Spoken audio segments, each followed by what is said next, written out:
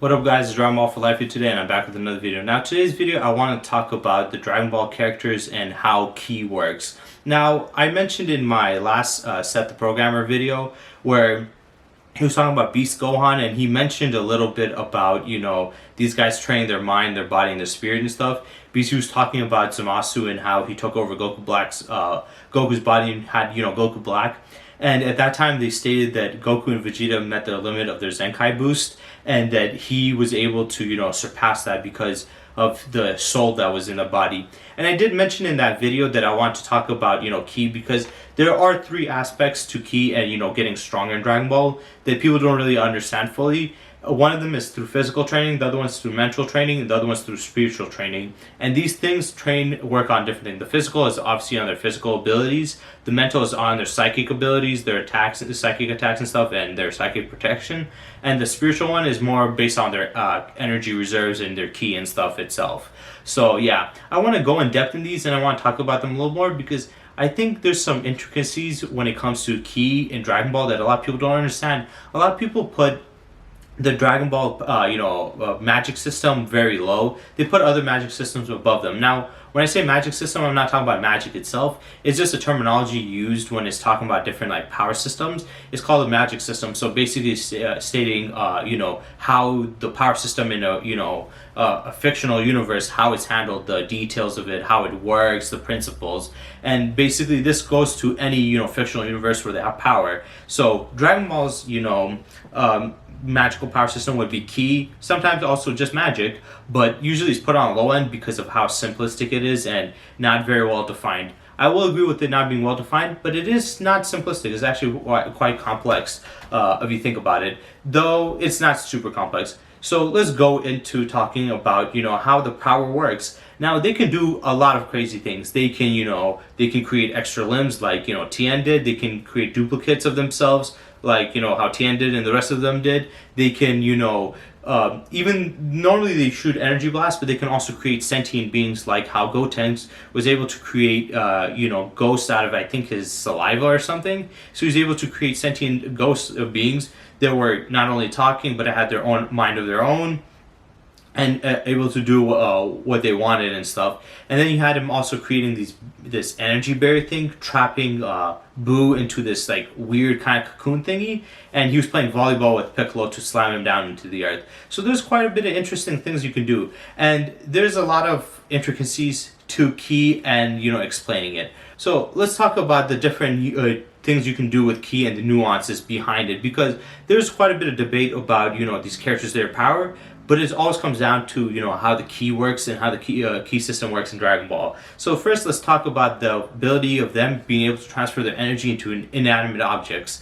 And this is important because a lot of people see these characters getting hurt by sometimes weapons like swords and stuff, and people wondering how can a sword hurt these guys that are that powerful. For example, Trunks cutting up Frieza into bits and then obliterating him. People are saying, well, Frieza can tank planet-destroying attacks while being cut in half and severely damaged. How is he able to tank this? Well, it's explained throughout Dragon Ball media, not through the actual anime, which sucks that they don't show it through the anime or manga, but through additional stuff. If you've seen Dragon Ball Online, there's a whole story of it, and in the story they showcase the Dragon Ball world in the future, and in the future Gohan writes a book on martial arts and Ki control and how you can use Ki for fighting with swords and stuff. And in one passage of the book he talks about how you can transfer your energy into an inanimate object like a sword and make that sword stronger than it normally is.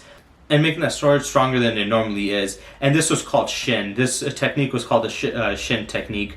And basically what it is, or Shine or something like that, basically what it is when you hold a weapon, the Dragon Ball characters can not only use that Ki to, strengthen their body, make them faster, make them able to project energy attacks, but also they can use the energy to transfer it into inanimate objects and also amplify their power, basically making that weapon an extension of themselves and making it more powerful. So the sword will not be having the durability of a regular sword, it would have the durability of the wielder who's using it and putting the energy into it. So this is very important. Also, I do want to talk about the Shine attack, whatever.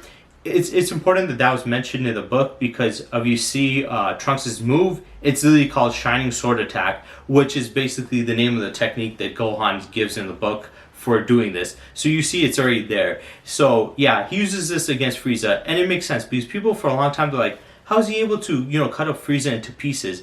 The arguments was, one was, this is a magical sword that was given to him by Tapion that was able to cut Hirudegan. But that was a non-canon movie, and the swords don't look the same, and the chronology of it don't really add up. And then the second one is, well, maybe Frieza's skin is softer or whatever, and it's like, that doesn't make any sense. This guy was taking punches that was sent through mountains and stuff, and took a planet destroying on him while he was already cut in half. I'm pretty sure this guy can take more than that. It's not that they're, more susceptible to piercing or cutting, weapons or damage. Because if that was the case, then Goku would have just, created an energy blade, which isn't that complex. He could have just done that and cut Frieza up, and stuff. Or cut him with a Destructo Disc in his final form.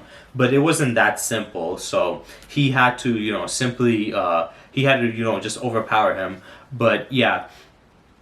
They can transfer the energy to inanimate objects. They did it with a sword, and it was able to cut him, and that's why he died. It wasn't anything else. And that's why when he tried to use it against Android 18, her blocking it destroyed it because Frieza was weaker than Trunks, but Android 18 was stronger than him. So his sword wasn't able to really cut through her. She was able to destroy it just by blocking it. Also, what's the thing called? We've seen this a little bit other times, I would say. Sometimes it wasn't mentioned too much. We've seen this, I guess you can argue with Yajirobe too, when we see, what's the name, Vegeta fighting in the Saiyan Saga, he gets cut in the back by Yajirobe's sword. Most likely Yajirobe can do this technique too. It doesn't require you to be super powerful, but you can do it. And even though he's a lot weaker than Vegeta, he caught Vegeta off guard, 1, and 2, he is not still that weak, and Vegeta was significantly damaged, so it makes sense. Also, Krillin was going to kill him with a sword. Let's be honest, Vegeta could not die by a sword, normal sword. He could not just be stabbed by a normal sword. I mean, this guy fell all the way hundreds of feet while he was already damaged onto the ground and survived. He survived being crushed by, tons of weight by, grade 8 Gohan and survived. I'm pretty sure he could survive a stabbing from a sword. But he was scared that he was going to die by Krillin because Krillin can do the technique and transfer the energy into it. Even though Krillin was hurt, he was nowhere near as hurt as Vegeta. Vegeta was at that point crippled, so he could have stabbed and killed him. And we also see this in the Battle Gods movie, not the anime, when Piccolo, 18, and Tien were all fighting against, Beerus. Beerus was taking them out with chopsticks. He catches their hits and is able to hit them with that. Now let's be honest, chopsticks hitting with these guys with their durability, 1, they would not feel it, but 2, it would break the chopsticks with how tough their body is. But he was able to hurt them, and he didn't break, showcasing that he can transfer his energy into it. So I think it's a technique that's not that hard, but obviously if you're more powerful, then it's more useful. Also, this is why, Frieza's dad, King Cold, wasn't able to cut Trunks because he didn't have the mastery and training that Trunks did. Trunks was able to cut Frieza because he did it. He thought it was the sword, and that's why he was trying to cut him, and he caught it casually. But he knew it had energy in it. Also, that's why Goku, when transferring his energy to his finger, he was able to block it and stuff. So there's that. There's also another one, and this becomes a big argument, and a lot of times where people say, well, these characters can destroy moons and planets and solar systems and stuff, then how come when their attacks hit the Earth or stuff, it doesn't do that and stuff? It's like, well, obviously, if they did that, then these guys are heroes. They wouldn't want to do that. It was mentioned quite a bit throughout the Cell Saga, though, that if their energy attacks touch the ground, that it will destroy the Earth, and that's how dangerous it was, to the point where they had to angle it off into a point where it would reach upwards and not touch anything, or they would, destabilize it or whatever. But after that, like the Buu Saga, we see explosions hitting the ground, and nothing of that level. We've even seen, Vegeta blowing himself up. He goes, he goes to his what's the thing called? He goes into his final atonement moment, and when he does it, he destroys the surrounding area, but it's not big enough. I mean, Master Roshi was shown to destroy the moon, and even if you want to discredit that and say Piccolo was the first reasonable person that destroyed the moon, okay, let's go by that. Piccolo is still significantly weaker. Him destroying the moon and, Vegeta being significantly stronger using all of his power, only destroyed a small area, like a nuke level. Now, some people will say, well, that means that they're not that powerful. But we as Dragon Ball fans know more that how it works. They're able to contain the blast radius of their destructive energy. The energy would still be higher. They can obtain the blast radius. Now, how do they do this? Personally, the way they do this, and from what I've seen, is through a barrier. If you see once again when Frieza or Vegeta does the final atonement, you can see around him he has a bubble around him, right? He has like literally a bubble formed around his body when he does the explosion. Now, this bubble is obviously a force field. So think about this logically. Why would Vegeta, a guy who's going to commit suicide, blow himself up completely, having no chance of him surviving, why would he have a barrier? The only reason a person that's going to kill himself have a barrier is to protect others around them and to minimize the damage size. So from what I saw is he was creating that barrier around him, so when he does blow up, the barrier forms around the energy attack, the energy that's getting released, and instead of allowing it to, disperse completely and, obliterate everything in his path, he was able to create this barrier which was minimizing the attack. Now, yes, it was still a massive size, but it was a ridiculous amount of power, and him holding back was just trying to hold back from destroying the planet, which he did do. So the way I see it is the way they control the blast radius of their attacks, whether it's just a beam or a spherical energy attack or just a pure explosion, is by creating a barrier. By creating this barrier, they're able to maintain that energy inside the barrier into a specific area. Yes, it will not completely condense it to a completely confined space, but it will do enough. And this is through ki control. So we talk about ki control quite a bit through Dragon Ball fandom, especially when it comes to power scaling. The ki control is the thing that they use to minimize their damage. This is why later on, in the Beerus fight against Goku, even though their punches should be destroying the universe, and Goku's significantly stronger, he doesn't do that because they were able to control that power and realize how powerful it was. And Goku does this by angling it off, but even after that, he's just hitting him completely and doing this against other people, but he has mastered the technique of decreasing the destructive radius of his attacks and containing it within himself. So yeah, we see that through there. Also, another case of ki control that we see quite a bit is the different types of attacks that they use. For example, Krillin turning his destructive disc is basically just pure energy, but instead of making it into a ball, he flattens it out until the edges are completely sharp and made out of laser. And we see this with Frieza's Death Beam. Frieza's Death Beam works two ways. One way, it's a piercing attack, and the other way is an explosive attack. We've seen Frieza blow up mountains with his Death Beam and hit other stuff, but then we've seen other times where it just pierces. When he killed Vegeta, he pierced his chest and didn't kill him. When he blasted through rocks and stuff, he was just piercing. So we can see that they can pierce and completely destroy, make it explode, or just pierce and stuff. So we have that. Another thing that we have is, and people keep mentioning, is like, these energy attacks can destroy planets, like let's say in the Cell Saga when Gohan was blasting, Cell and it fired off through there. How come it didn't? Would it just hit another planet? Personally, the way I see it is when you see the blast going away, it starts to dissipate. And some people might say, well, that's just it moving away. Personally, the way I see it as when they are able to angle it off to a certain direction and move it away, now they can control the energy attack and make it vanish. They can disperse disappear that energy that they released, making it non-fatal. So people wondering, are these attacks going off in the distance and blowing shit up? That only happens if they allow it. It happened with Vegeta with his Final Flash because he didn't care. He was still kind of villainous character, whereas Gohan didn't want to do that. So you see all those attacks, they just fade away. So I think that's one of the unique abilities they can do with their ki control. There's also quite a bit. I want to go into other stuff, and I also want to go into the power of mind and their spirit too. But let's get into more of their other ki control aspects. Another interesting thing they can do is if somebody else fires an energy attack, when they have control of that energy attack, they can manipulate the power of it or how it works. Now, what I mean by this is, let's use the Frieza when he was trying to kill, what's the thing called? He was trying to kill Trunks. When he came there, he fired off his supernova attack to blow up the Earth. But Trunks catches the supernova attack and stops it from blowing up the Earth. But then Frieza fires an energy attack at it, energy blast at it, blowing it up.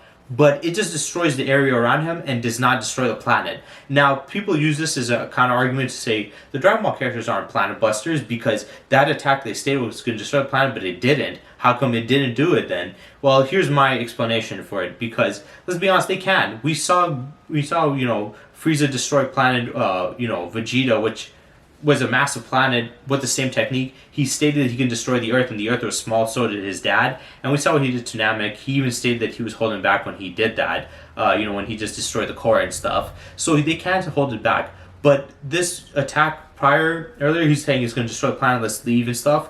But then it didn't when it did detonate. What happened?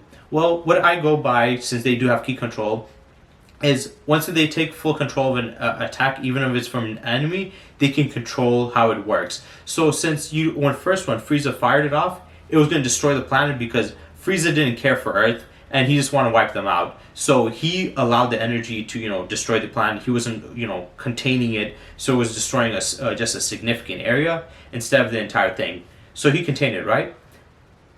That's what it was initially, but he thought that he defeated him, but that's not what happened. Trunks was able to actually grab it, hold it up and walk it, and then carry it. I think at that point, what happened was it was no longer Frieza's attack, it was Trunks' attack. Because Frieza thought he was done for, so Trunks took over it. And then when Frieza blasted and blew it up, though it did, it exploded, it didn't destroy the planet. What happened was Trunks grabbed onto it, just like how they're able to create a barrier around their attacks and minimize the damage. They can also do that with their opponent's attacks when they release it or they have control of it. And at first, Trunks would Frieza would have it, but when Trunks got it and held it in his hand, I think Trunks had it. Most likely what happened, and they don't explain it, which is the problem with Dragon Ball. The way I see it is when Trunks had it, he had control of it, and he formed a barrier around it. So even when Frieza blew it up, the barrier was maintaining the blast, so it was just small instead of destroying the planet. Because we know they can destroy it. People that try to downplay Dragon Ball by using these arguments just don't understand how their power system works and how the power works in Dragon Ball in general. So yeah, that's incorrect. I don't agree with that. So I think that's what they did. I mean, we see this also with Gohan when he's getting hit by Cell's Kamehameha, and he beats Cell. His Kamehameha encompasses Cell's one, and now it's no longer his attack, but it's also Gohan's attack now. So Gohan had control over it, and that's why he didn't destroy the Earth. We did kind of see this with Cell when he was fighting his other Kamehameha against Gohan. Gohan started firing it back, and instead of him being able to move his attack and deflect away, he couldn't do it anymore because it was no longer his. Now Gohan had control over it. So that's the way I equate that. So yeah, sorry for that, my camera died. But what we were talking about was the whole, they have the ability to, what's the thing called? Control their energy within their body. Now I want to go into that because there was a lot of debate about the characters dropping their guard, which basically means that, well, some people argued that when they drop their guard, that means that their energy reserves that they have. Yeah, sorry for that, guys. My camera's battery died. I had to recharge it and stuff. So let's get back to what I want to talk about. Now, I want to go on and talk about, the characters when they drop their guard and how that works. Well, I actually want to talk about specifically how the ki works in their entire body as a whole, because there is quite a bit of discussion and argument with this. Now, a lot of people think that what happens when these characters draw out their power is that it forms an energy barrier around their body, and they have an energy barrier around their body all times when they're powered up. But when they're not powered up or caught off guard, that energy barrier goes down and they're susceptible to damage.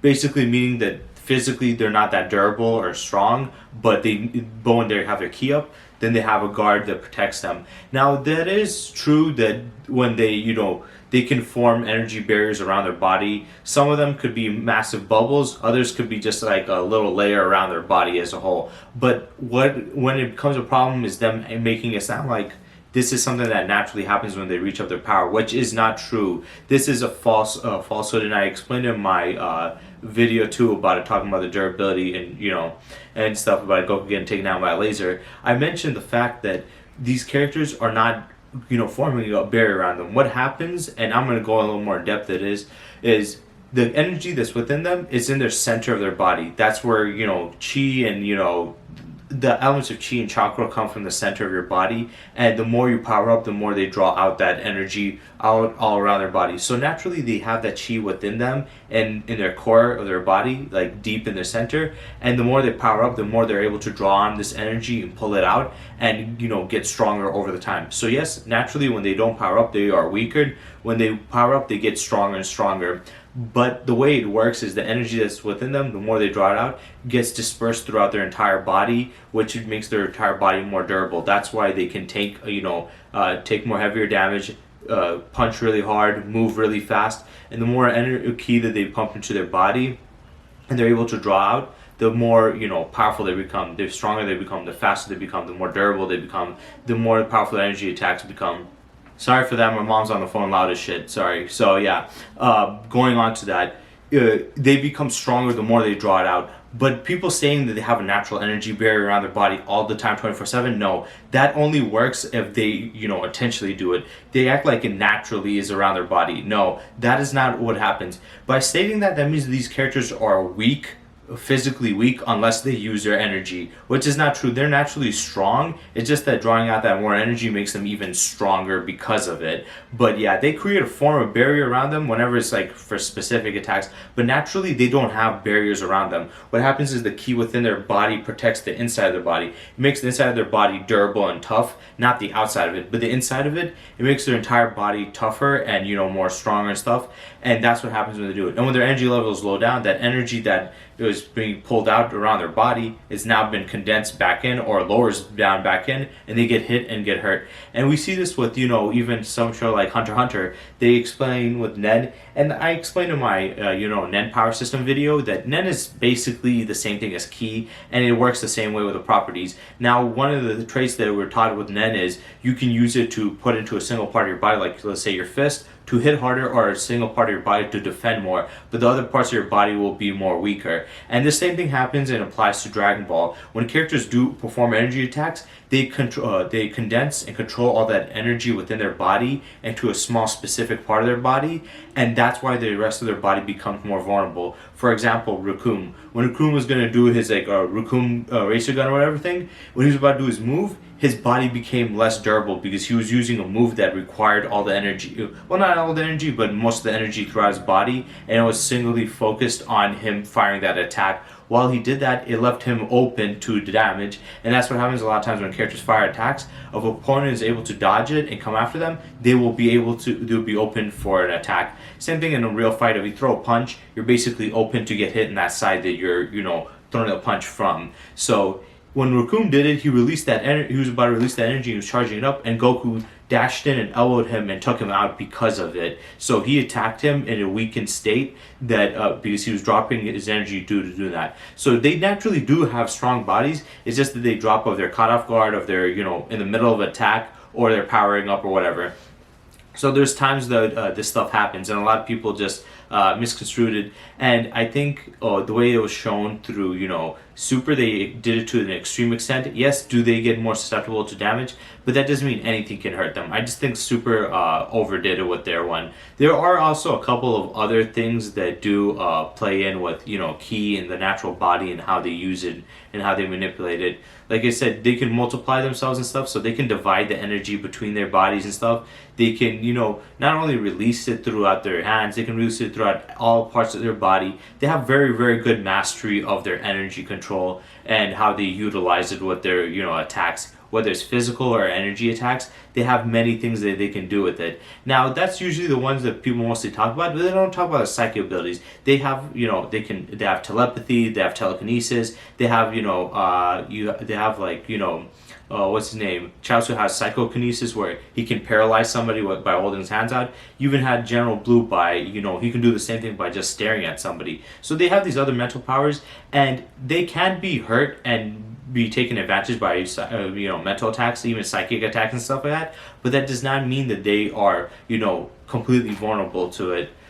They do have some level of defense because they do train their minds through meditation, so they're able to strengthening their psychic abilities. And it's reasonable to think that they would have psychic defenses, since if you can use psychic abilities, why wouldn't you have psychic, defense at least to a certain degree? I'm not saying that they have to the highest that somebody like Professor X or, Jean Grey can't really invade their mind or mess with their heads. They possibly could, but that doesn't mean that any person who has psychic abilities can mess with Goku and the rest of the Dragon Ball characters' heads. We saw what happened with Bobby, and he was able to push it out for Vegeta. People say it was just because of Vegeta. No, it was because he used his mind with his will. His will was a part of his mind, and he was able to push out Bobby. Now, not everybody can do that because Dabura was taken over by it and his other henchmen were, but if you have the strength and the will, you can push out of it. It just matters about how strong a person's psychic ability is. So people like to say that Itachi can use his psychic attacks on Goku.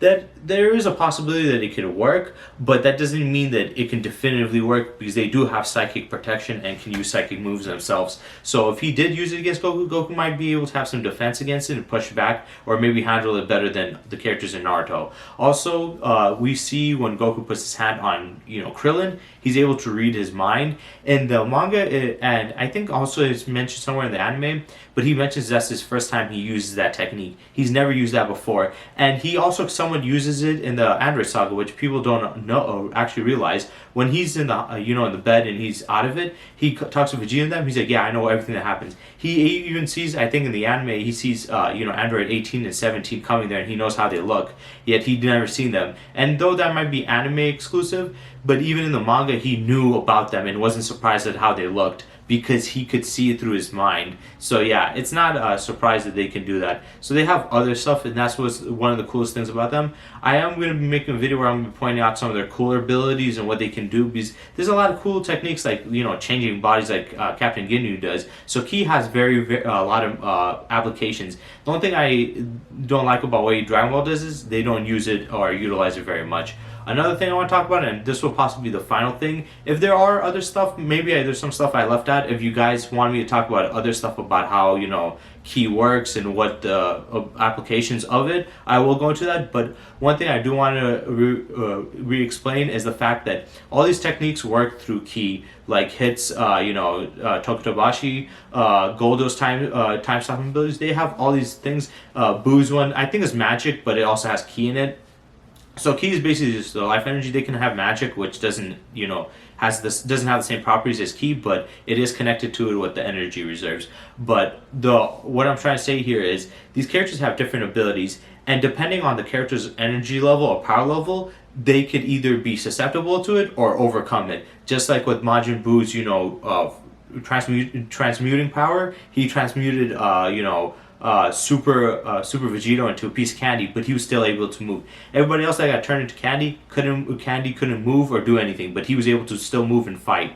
And that was just because of how powerful he was. And then hit with his time stopping ability, he was able to stop Goku with his time stopping ability because Goku wasn't more powerful than him. But once he did, he was able to surpass it. Not that he was surpassing time itself, but he was surpassing his time technique because of the ability. And this might work for other fictional universes. Let's say some other character can use a ability that will mess with time. If Goku is stronger than him, maybe he might be able to surpass it through Ki alone. But then again, that might be because other characters in Dragon Ball have Ki also. So yeah, those are the other applications and in-depth analysis about Ki. If you guys think I have anything that I left out, or if I remember there's anything I left out, I will make a part 2 to this video, because I do like this topic, going more in depth, talking about Dragon Ball, how the powers work and how the system works and all the energy stuff. And some of you guys might have heard these same stuff, but I just feel it's good to reiterate this, because there's a lot of people that might forget, or also people that don't know well about Dragon Ball and how the power works, and might be like, well, how is this possible, how's that possible? Especially for newcomers